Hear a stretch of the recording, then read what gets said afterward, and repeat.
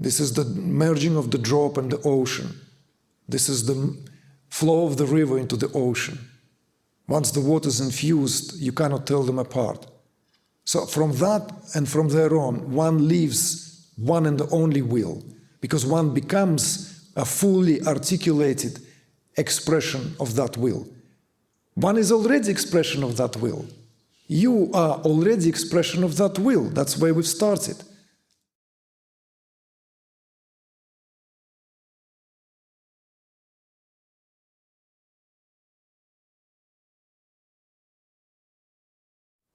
I come from a background of Kundalini Yoga, according to Yogi Bhajan, and I learned like meditating always, you have to do something, you have to occupy the mind.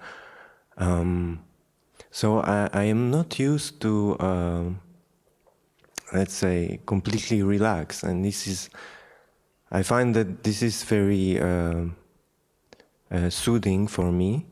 About the question, yes, it's about the will,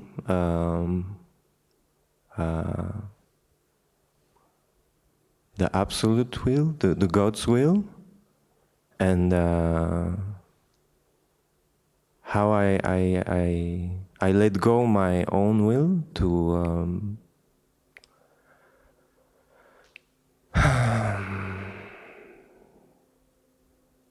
to surrender to this supreme will, yes, and there is a lot of fear, a lot of resistance, a lot of avoidance, and this is something that I believe impedes me for keep going further deep.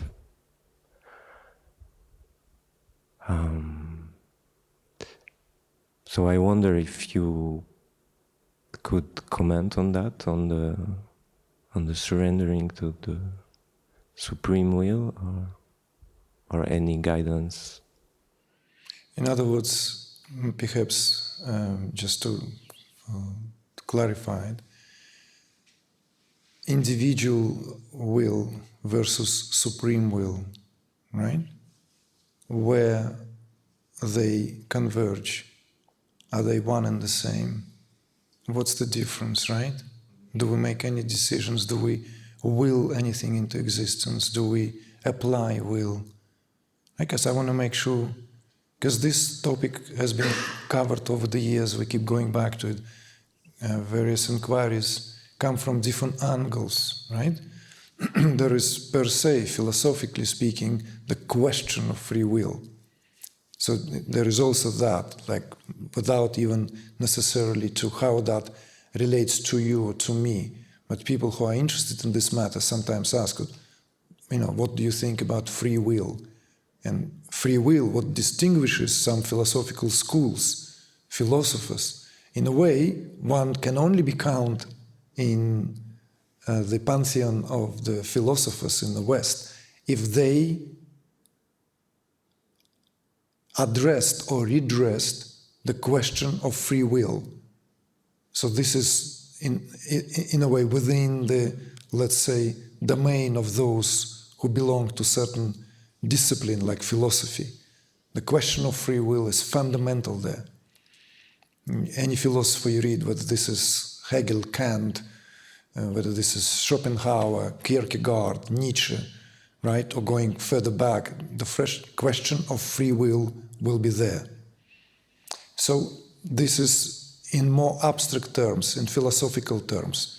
But I can hear your question, it comes more from day-to-day way of living, right? How to apply this understanding, right? Because you said, you struggle with this.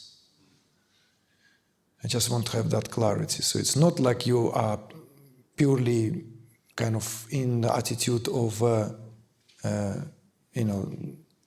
a philosopher's chair, kind of, like in a library, just.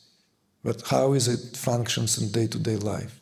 Yes, exactly. It's like, how can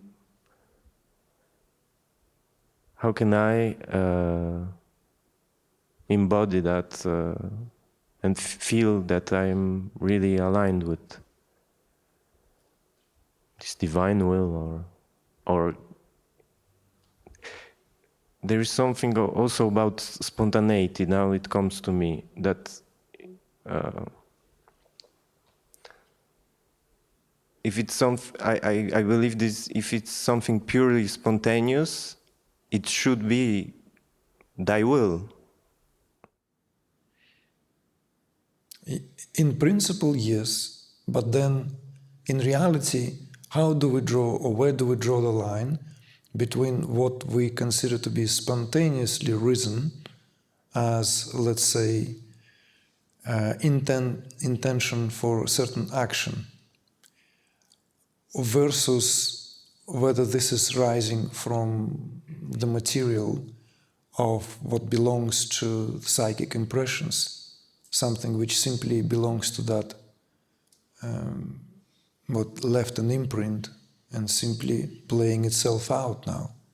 So this is also very important to find the way of how to distinguish that what rises spontaneously and moves us in evolutionary direction, and that what simply keeps us locked into that loop of experience, lays sediment as an impression until it sprouts, translates into another desire for that experience, and so it goes, right? How do we know? Where do we draw the line, right? So perhaps we can take this angle at looking at this. We can see ourselves, our life per se, our existence, as a result of will. Like in Tantra, for example, this Trinity, as exemplified in Ikcha Jnana Kriya, is considered to be irreducible substratum: will, volition, cognition, action. These three are always present in everything, in everywhere. And we are, in a way, our life as we know it, is a result of that. So you could already consider yourself to be your life. This, what manifested itself, is being part of that will. So you are willed into existence. So that is one attitude. That's one helpful attitude, to have this, that already there is this will, the divine will, in action by mere fact of this existence. But then, where is it that is my will versus thy will? This becomes less defined here, because and our propensity is to follow with what, one way or another, belongs to certain desires which are legitimately here, arising because we are here to express something, or something here is to be expressed through our selves, through the mere fact of this existence, whatever that is. Some of us may have clear idea, some of us maybe intuit that, others walking around life trying to figure out, others don't even question that. But one way or another, everyone could be considered from that, let's say, all-encompassing perspective, equally expressing something, right? Like in the garden of flowers, the hierarchy doesn't exist. It exists only in the one who assembles them and gives them that hierarchical status. But in the kingdom of flowers, all of them have value of their own. Sometimes the smallest value, the smallest flower may represent a unique way of how it expresses itself, and it doesn't diminish it because it fails to be compared to a fully bodied rose or a lotus, right? It's like all this expressing something, some quality. With regard to the applicability to our lives, you see, before we can say, let thy will be done, we need to make sure that we don't create a cop-out situation because we simply not willing. See how that word pops in immediately. We are not willing to take responsibility for our lives. And then, instead of the highest truth, instead of serving to liberate us, is in service of a cop-out. And this is a very important, honest realization that the highest, let's say, currency that you have is your will. There's nothing higher than your own will, whatever that is. So before we delegate that will and give ourselves to let thy will be done, are we leapfrogging ourselves in the, let's say, into the company of those who had done tremendous work on themselves? And they've done that tremendous work on themselves to such degree that they have risen above all the circumstances that they found themselves. And at that point, the realization dawned, I came that far, now take me. You see the difference here? Because it's very easy to apply this, well, let thy will be done. I mean, how many times highest spiritual revelations were used as not just as a greatest excuse for a cop-out, but for crimes, for bringing pain, suffering to others, inflicting that, because it washes our hands of the responsibility. But I'm not doing anything here. I read the Gita. I'm clear. I'm not involved. All this is guna, right? The Kalashnikov or whatever, like, across the shoulders, and, I'm this, whatever, warrior of peace, I'm fighting the holy war, but under whatever flag, under whatever slogan. So this is what we need to realize. Will exists at every respective level of reality and should be applied to each respective level of reality. Otherwise, we create this fusion, and in that fusion, unfortunately, applying the highest understanding of that will be done to the level where decisions made by us does not make us exempt from making conscious choice. This is what it means to also take stand as consciousness and live life in full measure from what we do. Because otherwise, it's a continued compromise situation.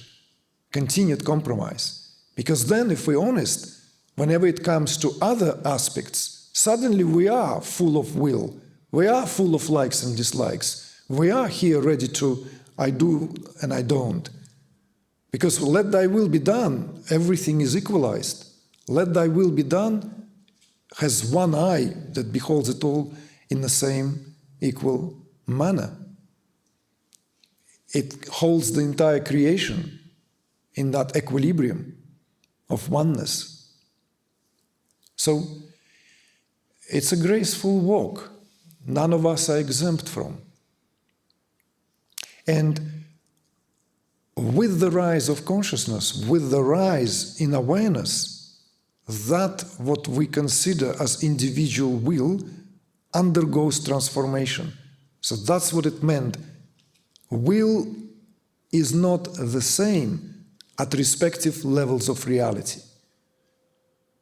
So when we rise, and when we expand, and when we become more and more in awareness, in consciousness, something happens also to the way we experience this, what we call will here. So what we then willing to bring forth, or what we rather become willing instruments that something is being brought forth through us, becomes a very different set of agendas. You see? And we avoid the cop-out situation that could have been an easy enter-exit earlier on. For many seekers, let thy will be done often signals not the maturity, but tiredness. Not the true surrender, but simply having no longer enough fire. Not the same thing. So, in one of the immersions, we spoke about these movements, the penetration upward, as samavesha upward and samavesha downward. So when it comes to entering the transcendent, it is all down to individual effort. So this, what we have analyzed and scrutinized, is all we have. We have to gather ourselves and make that breakthrough. Only when we make that breakthrough, then we are open to grace. We literally become recipients of grace. Walking around and having these liberal democracy slogans that everyone is equally here entitled for grace, because we're all entitled for something. Self-entitlement should be tattooed on all of our heads, because that's what we are. We're walking around self-entitlement creatures in this day and age. So we want it all. We want it the purest, the quickest way possible. Enlightenment, bring it on, just add on top of all my achievements. You read the CV of the person and finally enlightened. So this also to be understood very clearly. So that we, do not forgo the most precious asset we have, our will. And that will, we summon it all up and we make that breakthrough. That's what it's called among the Shaivites, samavesha in its upward penetration. Once that happens, then we open up to the possibility for downward penetration. We spoke about it in Poland. Some of you have been there and might remember that discourse, right? You remember? Who remembers that? We talked about it in Samavesha. Yes, very good, Bart. So, higher states of consciousness cannot be penetrated by individual, because the example we gave, expedition on the sun, right? It equals to that. But higher awareness interpenetrates into what is in that sense lower strata of its own manifestation. And that, as it were, the act of meeting halfway through, halfway between takes place. This is clearly understood. Among the Sufis, it's spoken of in terms of, it's a very well-known, I'm not sure if it's a Quranic verse or from Hadith. God's bringing those he loves close to him. Usually it's done, usually it's quoted separately, but there is a continuation. God brings those he loves closer to him, right? Because they're always forward. Because they're always at the forefront, at the avant-garde. The word avant-garde, at the front, also is Sufi, one of the definitions, many definitions. Sufi is the one who is always open to God, always open to gods. He's always there. That the whole demeanor, the whole predisposition, life is lived already on that. This tradition holds it very strongly. It's the same thing. Shaivites speak about it maybe in a more anatomical sense, right? That internal anatomy. Sufis speak about it in a more semi-poetic way. So, whatever you make out of this, in day-to-day life, will is all we have. Until there comes a point, then it is indeed, let thy will be done. And guess what? At that point, let thy will be done, the merging is so subtle and tangibly sensed that thy will and my will is kind of like one drowns in the other. There is this kind of confluence taking place. This is the merging of the drop and the ocean. This is the flow of the river into the ocean.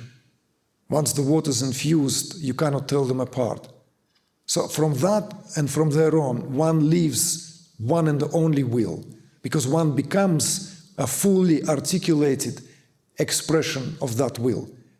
One is already expression of that will. You are already expression of that will. That's where we've started. But only when that is a lived reality, then indeed, let thy will be done. Before that, I don't want to cop out of the responsibility that is upon me, because my life is experienced at the level of individuality. Why would I lie? Why would I not apply this? What is here comes with the territory. See? And just to add to what you've shared before you built to the question, I'm very glad that you touched on that and that you feel that it will definitely be useful and perhaps liberating even in your meditative practices. There are many different approaches. This approach is sometimes hard to understand. How can it really be of value if there is no kind of distinctive effort, right? You know, we don't do kriyas, we don't do something, we don't focus. You know, even that trinity of samyama, of the, dharana, dhyana, samadhi, is not done through drilling hole somewhere.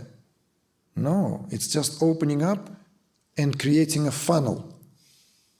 That funnel, that's what dharana means. It's not concentration in literal terms. It's at the expense of everything else, that's all. In the Chamatkara in this book, there is a passage which I feel very fitting in the theme overall, where the example of this yogic, Patanjali yogic, samyama of dharana, dhyana, samadhi, is brought to illustrate that everything is done with this. Everything. A potter sits there, he is in that state. In order for him to give it fully, he needs to be already in that state of dharana. So that's phase first.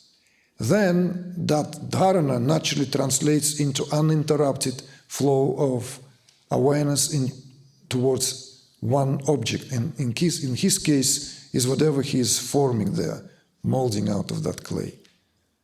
And finally, all that is reaching a point where the doer, the act of doing, and what is he doing merges. And so that is a state of integration, samadhi. That's a state of absorption, integration. So it's not just applying it in purely spiritual sense with reference to meditative practices. It's everywhere. And the greater that is observed, the greater is the result, the more satisfying. This is one. And the second that you also pointed out, right, before you built to the question. What was that? I believe it was about breathing through the two nostrils. Yes. Yeah. Just one little tweak. I don't know if it was understood that way. I didn't say that we meditate only when we breathe. I meant meditation is spontaneous when there is a flow of breath. That's yes. What I felt. And you can check it throughout the day, anyone. You notice yourself, then where there is this, breathing becomes refined, suddenly refined. And suddenly you can check it, equally flows through both nostrils unobstructedly. You are in a meditative state. Yeah, if you sit down to meditate, it's a piece of cake to enter samadhi. Why? Because in order for nervous system to function in either of the modus operandi, right, either solo or the ida needs to be in charge. I mean, either Pingala needs to be in charge, solo the Luna needs to be in charge, right? And that's what pulls this constantly. And that's what gives this activity to left or right hemisphere of the brain, respectively. That's what triggers sympathetic or parasympathetic part of the nervous system to function. And of course, immediately we are here dealing with the array of thoughts, impressions, and everything. But there are these moments of spontaneous repose given, and the breath changes. So of course, notice that, and you are in a meditative state. Might as well put things, okay, I have another 10 minutes, just space out, enjoy, and recollect yourself after.